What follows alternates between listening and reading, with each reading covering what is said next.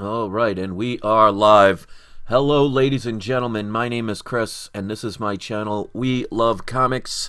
And I have a nice little live video I'd like to do for people. Now, this video, as it says in the title, it's going to teach you about how to buy comic books, especially raw comic books. And what I mean by raw is books that have not already been graded. Now, this is absolutely going to be beneficial to somebody that's brand new into comic collecting, but it also may reinforce the collector that's been collecting for a while who may have fallen into some bad habits and things like that. So it's mainly going to be for newer people, but even people that have been collecting for decades might get some information out of this. So not sure how long it'll be. It'll depend on you guys, and if you want to ask any questions, you can. But this was an inspiration due to one of my subscribers. Their name is Eric Cohen, and I'm going to read the question he asked. It was regarding my video I did just the other day. He writes, good video as usual. Thank you for that. He says, would you be able to do a more in-depth video about buying raw comic books online?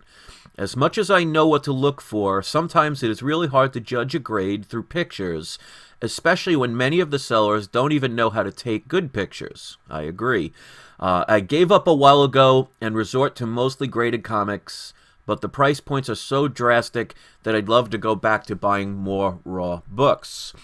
And I've seen a bunch of people, and I'm going to change the image for the moment to a live feed so you could see the people as they write their text, the comments to one another. So if you want to chat live, please do. But I was saying is, I've seen a bunch of people have that same attitude, where they stopped buying raw books because maybe they've been taken advantage of, or maybe they missed out on, checking their books in time, and they started buying graded books. Now, obviously, if you buy a graded book, you're going to know exactly what you're getting. So as far as convenience, it's going to be a lot more convenient, so you don't have to play the guessing game. But you're going to pay sometimes hundreds of dollars more. And I'll give you a prime example. If you watch my PGX unboxing videos, and I do one at the end of every month, you can actually see that I bought, for example, one comic I bought was Tales of Suspense number 52, which was the first appearance of Black Widow. Now, because I knew what to look for on eBay, I found a really good deal on a comic that looked like a very high-grade book. Now, obviously, high-grade, I don't mean 9.8. But I paid only $149 for that book. Got it sent in to be graded, pressed and dry cleaned. It came back a 7.0. Now, a 7.0 graded book that's already been graded, you're going to spend around $900. So look at the dramatic difference. I paid $149 for that book, got it graded, and it's now worth around a $900 price tag. If I would have bought that raw, you see how much money I saved by doing it by buying raw. So there are plenty of advantages to buying raw books, unless, of course, you find a graded book that is a steal. Somebody that's just looking to get rid of it for whatever reason and they want to get rid of it quickly. But if I encourage people all the time to buy raw books. But here's the thing. You gotta know what you're doing. So I'm going to give some little tips and advice. And I'm going to tell you, if you don't put in the work and you don't put in the effort, don't be surprised that you get either taken advantage of, or you miss out on an opportunity, or you end up with something that you end up regretting that you purchased because you didn't put in the time. So if you want to get anything in life, you get what you give. So if you're just going to be a person that says, well, I'm just going to go on eBay and I'm going to look for a specific book, and when I find that book, I'm just going to buy it and I'll take my chances and roll the dice. Well, when you play Russian roulette, eventually the bullet finds you. So you have to know what you're doing. So the first bit of advice I'm going to give is research what it is you're buying. If you are getting in, especially new into comics, there's a lot to be overwhelmed about, especially if you go on the wrong channels or talk to the wrong people. Because I've even seen comic book store owners that one of them that closed down, and it doesn't really shock me, was so rude and unhelpful that most newer people would have been intimidated to even ask that person a question. So you have to research what you're looking for if you want the best opportunities. And what that means is learn about first appearances, learn about origins, learn about the characters. You want to learn about the gradings of books. There are plenty of places you can go. All you have to do is hit Google or Bing or Ask Jeeves or whatever, site you want and type in how to grade a comic book. And there are plenty of websites that will list what entitles a book to be graded an 8.0, what kind of defects will give a book a 1.0. The more you learn, the more you will be able to see what to look for. Now, when it comes to eBay, a lot of sellers, unfortunately, do the bare minimum when it comes to selling a book. They have up to, I think, around 12 pictures that they could place on their auctions, and some only use one. Now, don't be afraid to ask questions. If you see a book and you're not sure about it, because maybe they only show the front cover, or maybe they just show the front and the back, you want to ask them, what is inside the book? What color are the pages? Are there any coupons missing? Is there any writing inside the book? And if they say they don't know, well, ask them to check. A lot of sellers are very lazy, and to me, one of the biggest pet peeves is if I ask a question and they say they don't know, or if I get a book and I open it up and the 20 pages are unattached or detached from the staples, and they say, well, I didn't know. That's on them, but it's on you to check it. So don't be afraid to ask questions, and what I say is trust your instincts. If you ask a bunch of questions and they never return any of them and they don't answer them, you might want to stay away from that person. Also, don't assume that because somebody has a high rating, like in other words, somebody that has, let's say, 50,000 ratings, don't assume that that person cannot mess up this particular time, or maybe sells other books, or maybe just got away with it. Because one of the biggest responses I've gotten from eBay sellers over the time, if you've watched my videos, you've seen how many garbage packages that I've gotten from most of these sellers. And when I respond to them, what I hate is when they respond with, well, I do that all the time. Well, that doesn't make it right. Again, if you're playing Russian roulette, only one bullet is in the chamber, so you could pull the trigger 20 times and not hit the bullet. It only takes the one time to ruin everything. So what I always say is when you want a package mailed to you, don't assume they know what they're doing. Message them. Tell them, look, this is what I want. I just won your comic or comics. Can you please place several very thick pieces of cardboard on both sides of the comic to prevent it from bending? Ask these things. Some of them will listen. Some of them will even thank you. The ones that don't, well, that's the benefit of the eBay Buyer Protection Program. So you want to ask questions. You also want to check prices of books. Let's say you're looking for Amazing Spider-Man 14, which is the first appearance of the Green Goblin. I know when it comes to purchasing comics, majority of people love what they're doing. I mean, my channel name is We Love Comics, so there is a love for it. Now, with that love comes emotion. And a lot of times, like they say, love is blind. We tend to buy things or get things that we love without really thinking about it or processing, is it a good purchase? Just having a book should not be good enough, because if you overspend, then you have that regret. Or you bought a book that was not what you would be willing to accept. You'll get buyer's remorse. And you can't get a refund just because you decided, well, 6 months later, I regret this purchase. So you have to learn about these things. You have to check the prices. And the easiest way to do it, eBay has a thing on the left-hand side where you have a list of things. Like if you want Silver Age, you want Golden Age, if you want Marvel, if you want DC, if you want a specific breakdown of a location that you want to buy from. They also have a button that says Sold Items. So if you're looking for Amazing Spider-Man number 14, type that one in, and then on the left-hand side of the checklist, scroll down until you see where it says sold items and click that. And look and see what people in the past have paid for it. Now, I think they only do like 3 to 6 months, maybe a year tops of purchases, but you could still get a pretty decent idea of what's out there. So let's say you can afford a 5.0 range, which is roughly around $700 to $800. Well, you would only know that if you checked and see that's what people are paying. So if you didn't research that, and the first one that came up was an Amazing Spider-Man 14 5.0 for $900, and you say, wow, that's the book I want, buy it now, you purchased it. Well, you just spent more money on the same book. Now, if you're a millionaire and can throw money into the wind and it doesn't matter, then it's no big deal. But the average person out there is on some form of budget. And to me, it's silly to spend more money on a book than you have to. And that's why if you watch my videos, I purchase 98% of my books on eBay.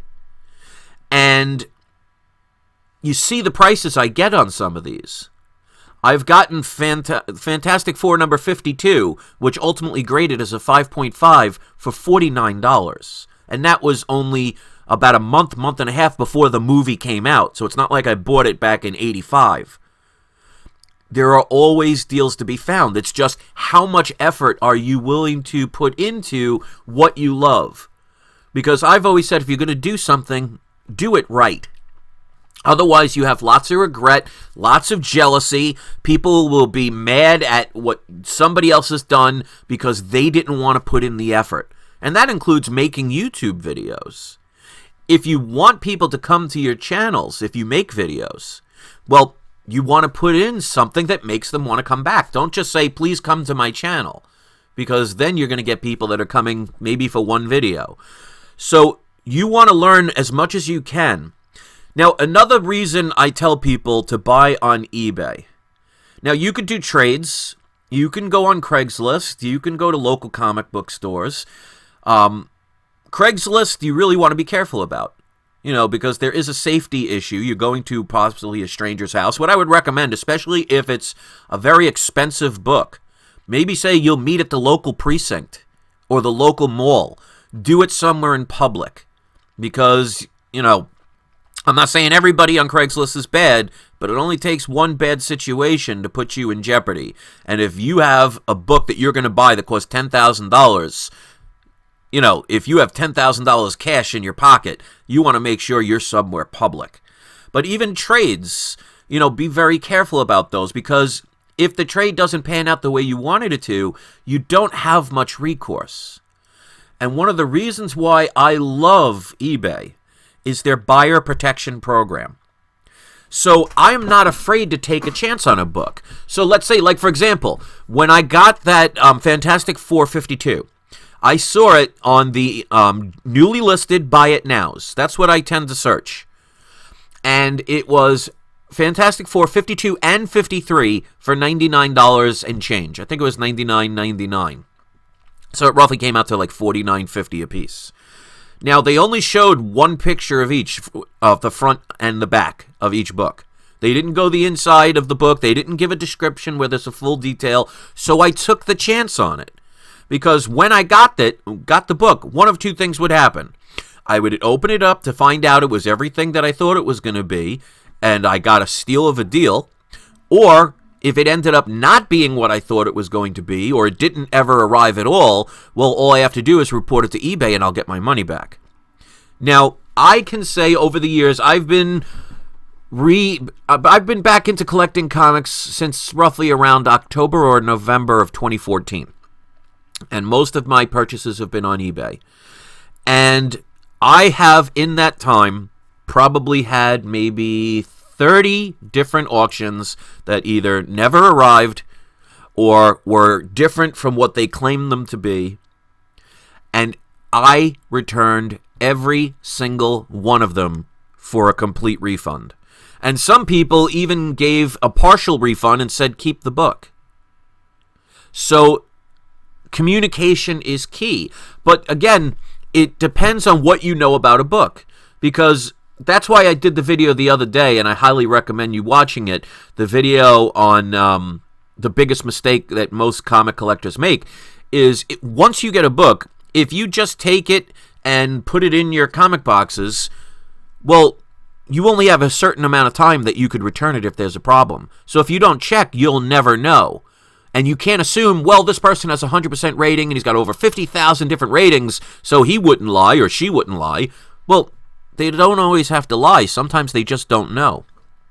And like I said in the other video, even at your local comic book stores, if you see one of those top shelf comics, the wall comics, if it's not graded, ask them if you could look at the book. Now, somebody made a good point, and I highly agree on this, is like, for example, comic book conventions. Most of the time, they don't want you to check the book because they're afraid you might take off with it or damage it or, do something that would devalue the book. But that doesn't mean you can't ask them to take it out and for them to show you the book. Because if they're refusing to show you the book, then they may be hiding something. And if you're buying, especially at a convention, which may be only there for a couple of days, or maybe you only bought a one-day ticket, good luck trying to find that person again to get your money back. So I can understand where a comic book convention, a seller will say, well, we don't let people take out the books. That doesn't mean you can't ask them to do it, because you should know what you're buying. You cannot base it on the front cover, because as you saw in the video I did the other day, if you watched it, the front of the book looked perfect from far away, because when you take an eBay picture, a lot of people are not going to take the images of all the corners and all the little dings and scratches. A lot of them are just going to take one full shot of the front cover, which is going to be very hard to inspect all the little minute details, because even 1 millimeter rip or 1 millimeter color break will end up reducing the value of that book and the grade it will receive. So if you looked at the back of that book on that video, that's where most of the damage was. And what do you usually see when a book is in a bag and board? Well, you see the back of a board. So you never know. So if you go to a comic book convention or you go to a local comic book store, have them take the book out and show you the inside. Because I'll give you a prime example of my local comic shop. Now, they weren't being dishonest, because I deal with this comic book store on a regular basis, and the guy is straight up, he's a good guy. But make no mistake, a comic book store is going to have tens of thousands of books.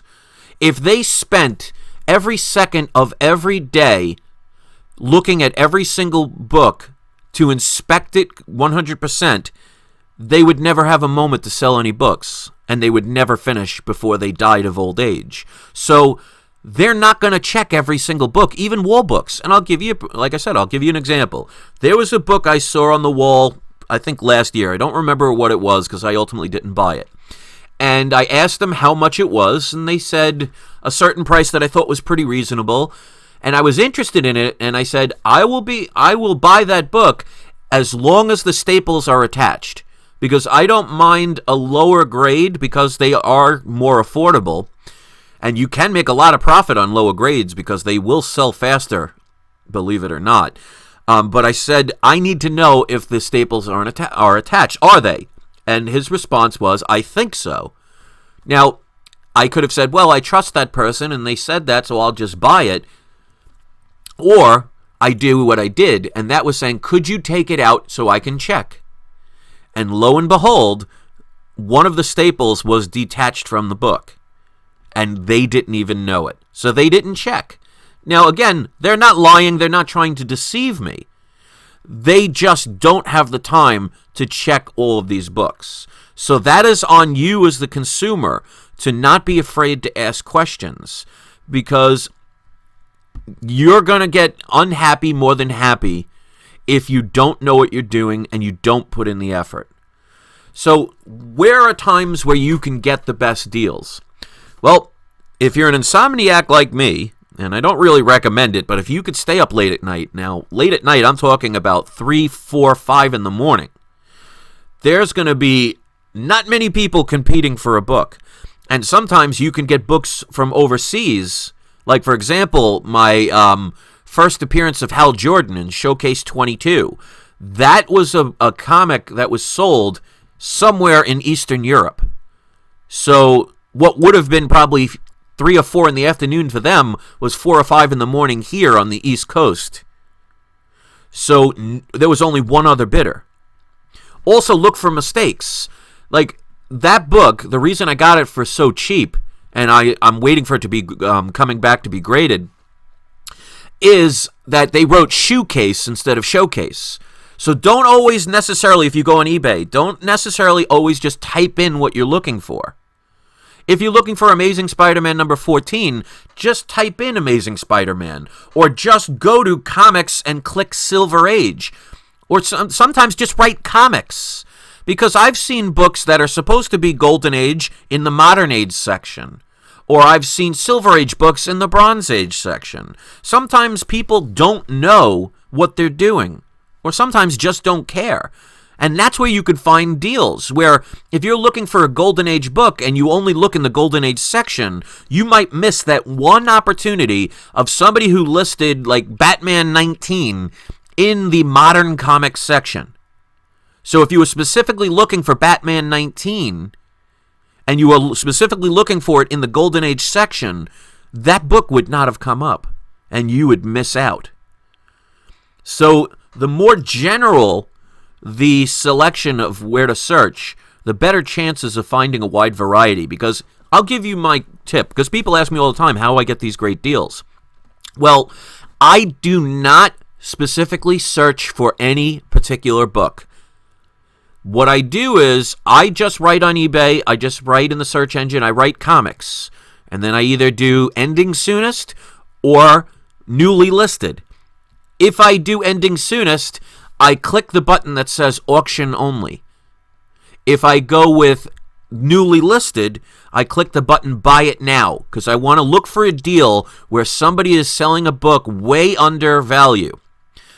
And because I know what I'm looking for, and because I'm not afraid to ask questions, I am not afraid to take the chance, because even if they don't sell it to me, because I've had that happen, where I've bought a book, paid for it, and they ended up never shipping it out, making every excuse under the sun, or ignoring every message you say, or the book arrives damaged.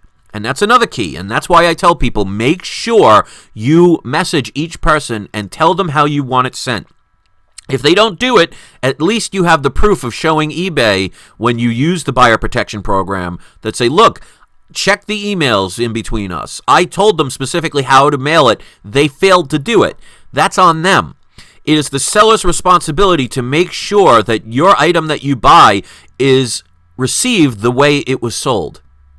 They're responsible for that, regardless of if the post office damaged it or not. Because if they put it in a manila envelope with one thin piece of cardboard and it gets bent, even though they didn't specifically do it, they are held responsible because it is their responsibility to protect your item. Because just imagine if you bought a TV off of Amazon or Best Buy or whatever store, and they just wrapped it in paper and mailed it to you, and the TV got destroyed. It's not too bad, so sad. They're responsible. So sellers most of the time don't know what they're doing, and they especially don't know contract law because they don't know about things called full disclosure. And these are things you should research yourself. So they can whine at you, they can argue at you, they can tell you you're wrong. They could say, oh, no refunds and blah, blah, blah. Don't let them intimidate you, because if you know what you're doing, you will always get your money back. Now, don't take advantage of that.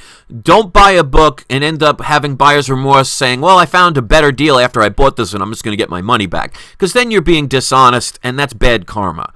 That you don't want to do.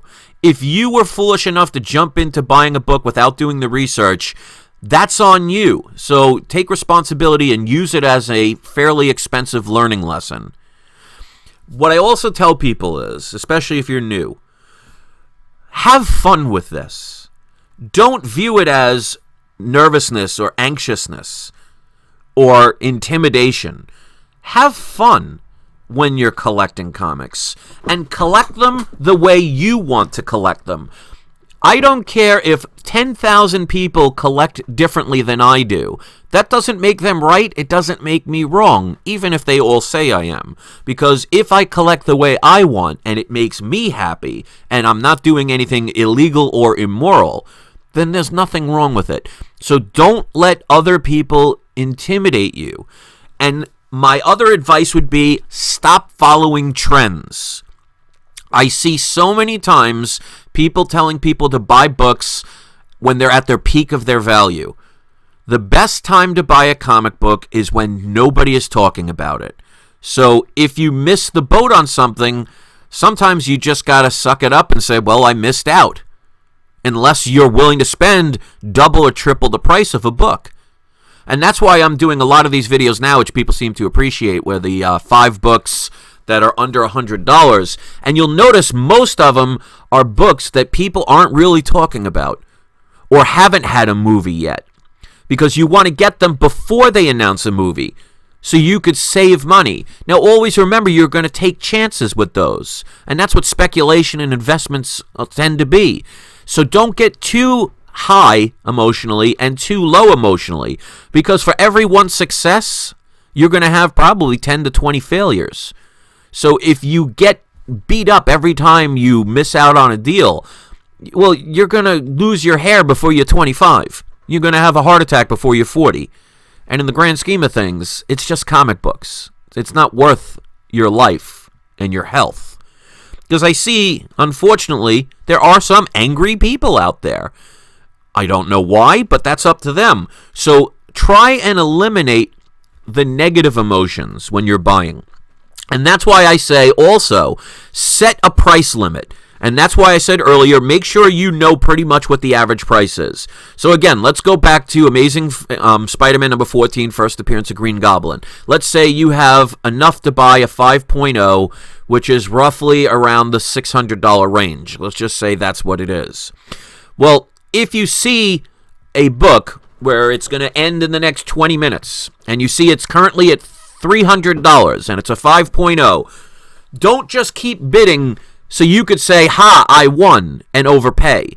Set a limit of what you're willing to spend. So let's say you don't want to spend more than let's say $600. That's your peak. When you do your bid, do the limit up until that price, and don't go over it.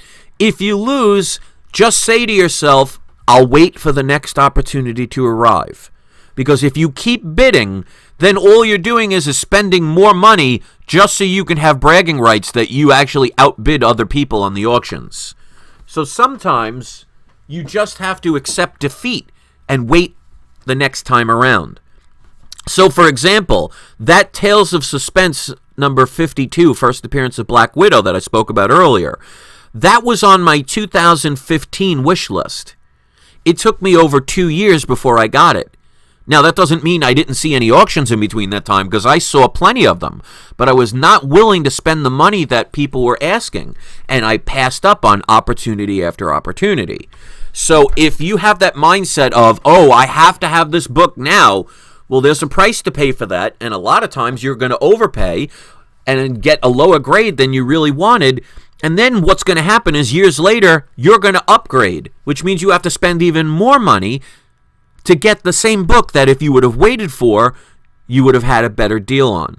So you have to, if you want the best deal, eliminate that emotion of saying, wow, I haven't seen this book in months, and there it is. It's finally there. I'm going to get it regardless. Well, you'll get the book, but you'll have buyer's remorse. And my thing is, if you spend more money than you have to, that's less money you have to buy something else or pay a bill. So why give away your money? So the more you protect yourself, the more you eliminate that emotion, the more you stop following the trends, the more you research, not only about the comic books themselves, but maybe look into rumors of who might be appearing in movies. Again, keep in mind, even if there is something that says, all right, Submariner's going to be in the next Fantastic Four movie, until that movie's made, and until it's out in the, in the world, anything can change. We've seen that several times where people say that there was going to be a movie based on a comic book and it never saw the light of day. I'm still waiting for the Chew movie to come out from the Image Comics. There's plenty of other comics where people said that certain characters were going to be in a movie. And maybe some have, and they were in, for example, like Crossbones from Civil War. He was in the movie for what, 5 minutes? And then they killed him off? So that book totally lost its value. So if you bought it at the peak price, now you're watching that slowly decline. But also keep this in mind.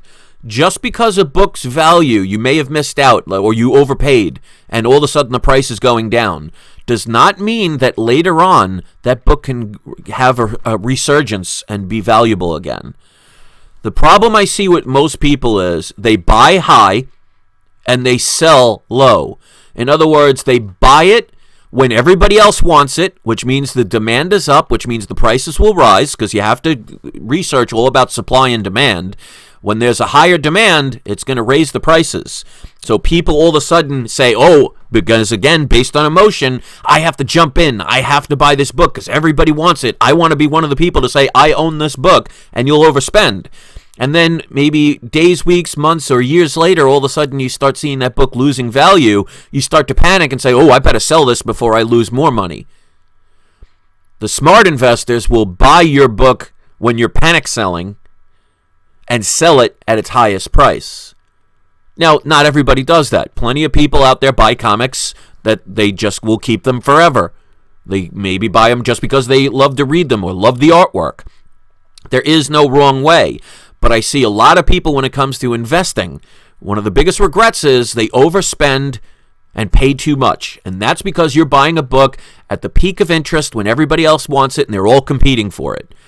I tend to buy books when nobody really cares about it. And if I can't find a good deal, I will either say, well, I guess I missed out on that book, or I'll wait months and years to be able to get that book. So you have to have patience. So there's a lot of effort into this. And if you're not willing to put in those efforts, then you're never going to reap the rewards that most people can get. And that's why, don't be jealous of what somebody else gets. Because then you're not giving yourself enough credit to say you can do the same thing. And that's why I try and inspire people all the time when people say, oh, I'm jealous of the books that you got. Well, first of all, it took me 47 years to get some of these books. It's not like I just woke up at 13 and all of a sudden had an Amazing Fantasy 15 in my pocket. I'm still trying to get that book. There are plenty of books I would love to get that are just way out of range, but that doesn't mean I'm going to say, well, I could never get it. If you put yourself in that negative context, then you will get what you give because you'll have no motivation. You never know what's around the door or what's around the corner. So instead of looking at it always in a negative point of view, look at it from an optimistic point of view. And that's why when somebody says, oh, I don't have that comic, I reply with, you don't have that comic yet. Just because you don't have it doesn't mean you can't get it. And just because something's expensive doesn't mean you can't find a deal. It's all boils down to what are you willing to do? How much effort are you willing to put in? How much time are you willing to spend dedicated to this particular object, whatever it is, even if it's not comics, just in life in general. So be excited. When I talk about, eliminating the emotions, I'm talking about the negative emotions, the ones that don't get you to stop and think. And that's the difference between if there's a fire in somebody's house. That's the difference between somebody who will just open up a door in panic and end up dying from smoke inhalation, which unfortunately my father did back in 2012, to a person that will stop and process the information first, put the back of their hand on the door to see if it's hot, go down on their hands and knees and crawl because they know that smoke rises, and get out safely. A person that panics ends up with the consequences that are usually not good. It's the thought process where you can, even when most people are just in that shopper's mode and the Black Friday thing where everybody just dives all over each other just to save $5 on a toaster, is it really worth it in the grand scheme of things? So use your positive emotions. Be excited. Be happy. Look forward to it. View it as the hunt. Because a lot of times the most exciting part about getting something is the actual trying to get a good deal. Once you have it and you put it in your comic box, it doesn't really have the same meaning as much as it did when you were trying to obtain it. It's always like they say, you always want what you don't have. And how many times in your life, whether it's been a relationship or something that you got as a job or a material thing, that you were so wanting this particular thing, and once you got it, that's part of life.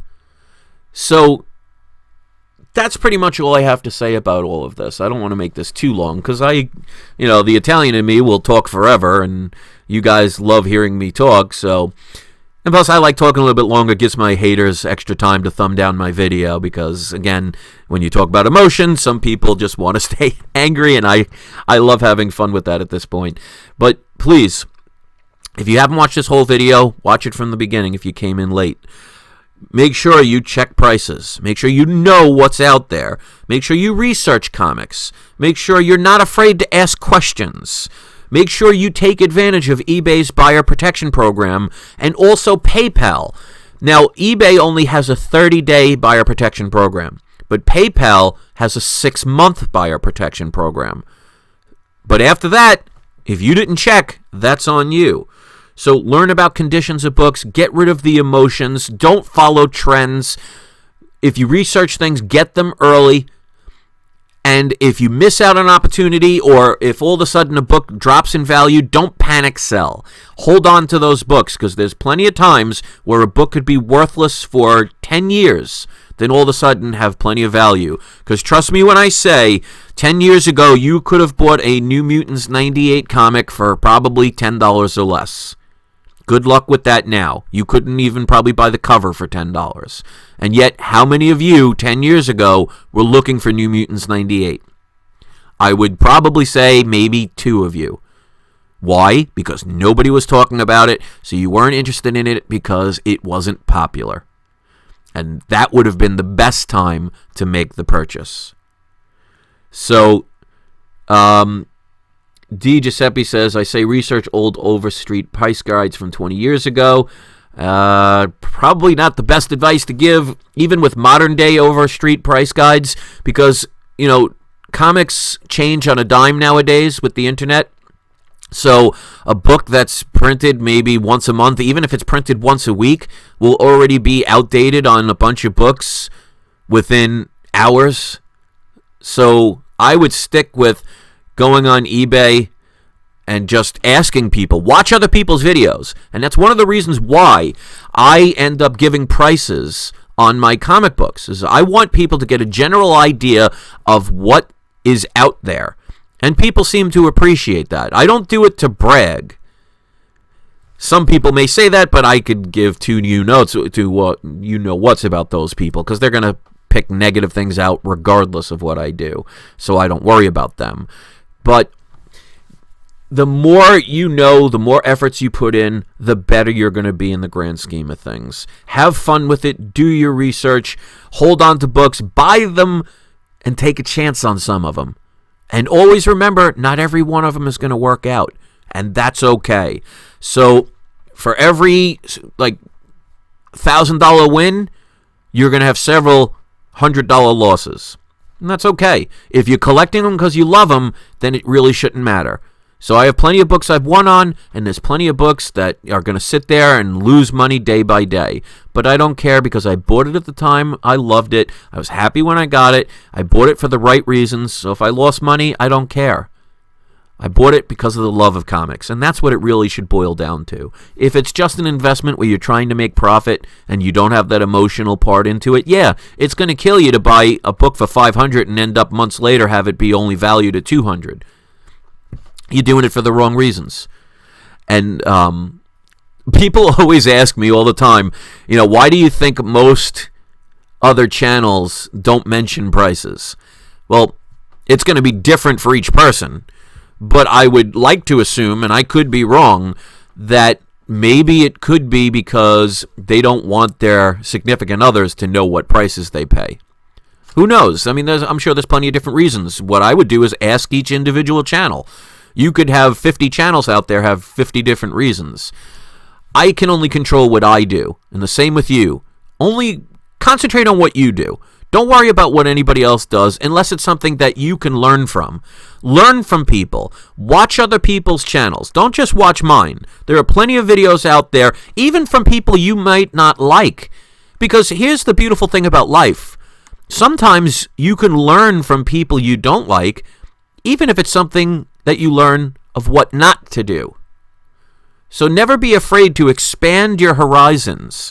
Watch as many videos as you can. Ask questions. And if you go to a channel and they never respond to your questions, well, then that's the wrong channel to go to. You want to go to channels where they're going to try their best to give you information. Or just go to videos that are going to be a topic that you're looking for. Do your homework. It's like being in school. If you don't do your homework, you're going to fail the test. And if you fail the test, that's not the teacher's fault. That's not the school's fault. That's not the environment's fault. It's your fault. Most people these days want to use something else or someone else as an excuse of why they fail. If you're failing, do something to change that. Don't beat yourself up because that's not going to help. So if you're looking for a comic and you keep finding it way too overpriced and you can't afford it and everybody else is getting it and you're jealous, don't give up, because once you give up, you're guaranteed not to get that book. There are always ways. You are only limited to your brain's capacity to find out situations and deals and ideas. So don't sell yourself short. If you're nothing but negative, don't be surprised that nothing but negative comes your way. You get what you give. So why not try another way? Because here's the best part. If you're one of those people that is always negative, and it's always looking at the glass is half empty kind of perspective, if you change it and it doesn't work, you can always go back to your negative ways. But trust me when I say, when you put the effort into it, when you put the positive energy into it, when you see it from a more happy point of view, an exciting point of view, a glass is half full kind of view, instead of saying, I don't have this book, say, I can't wait until I get this book. Take a picture of the book that you want. Print it out.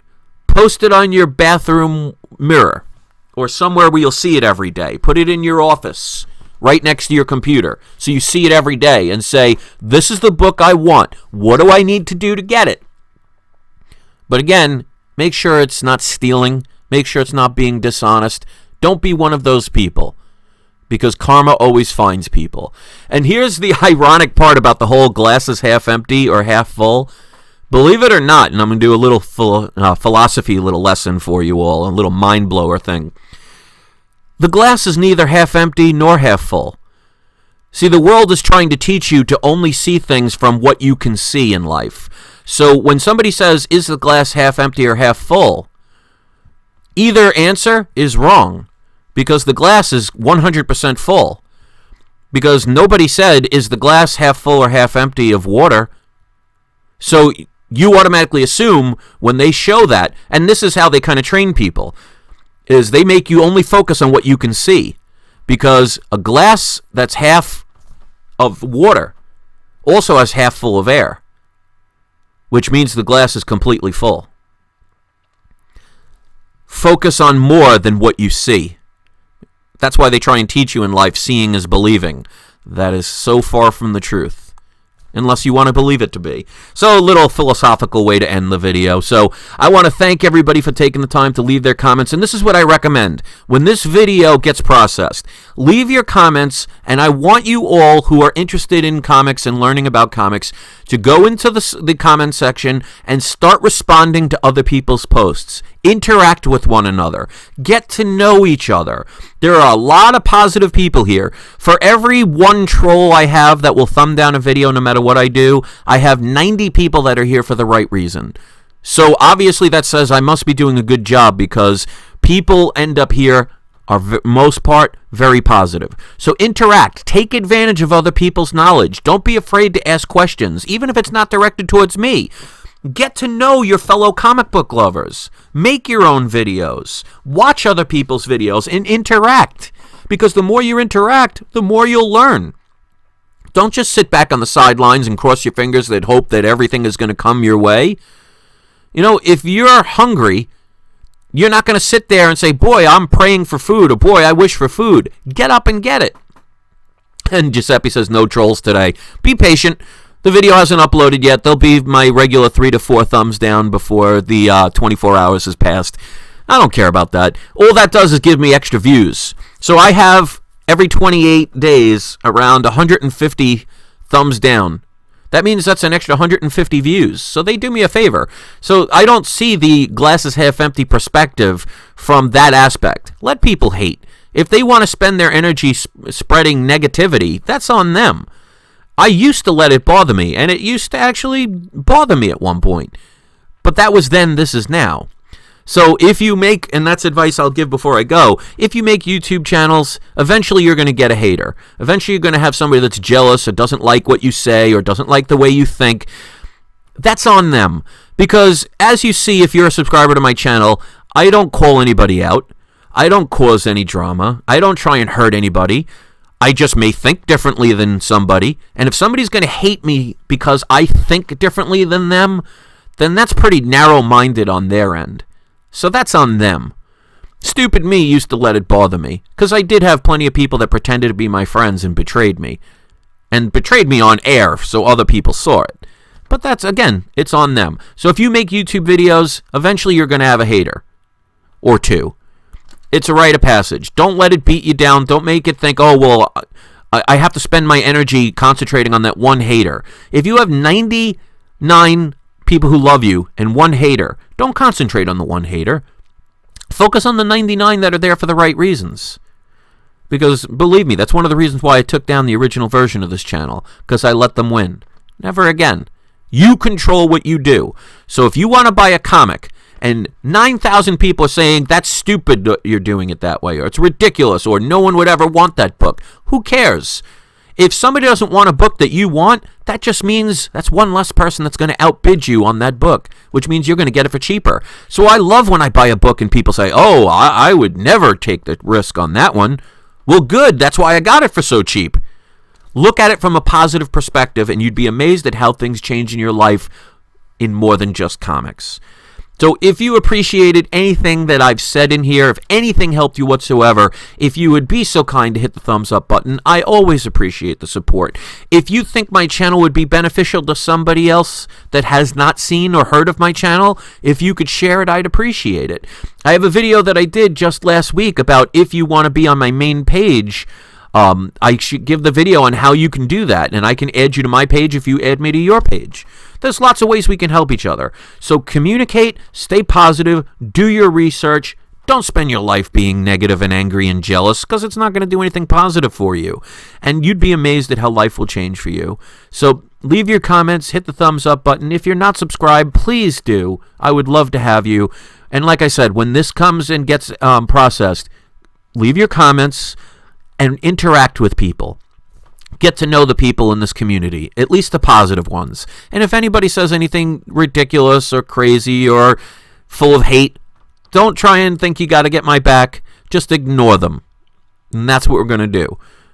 So thanks for watching. Have a great day. Hope you appreciated it. And don't forget, it's not you, it's not I, it's fill in the blank. I'll see you next video, guys.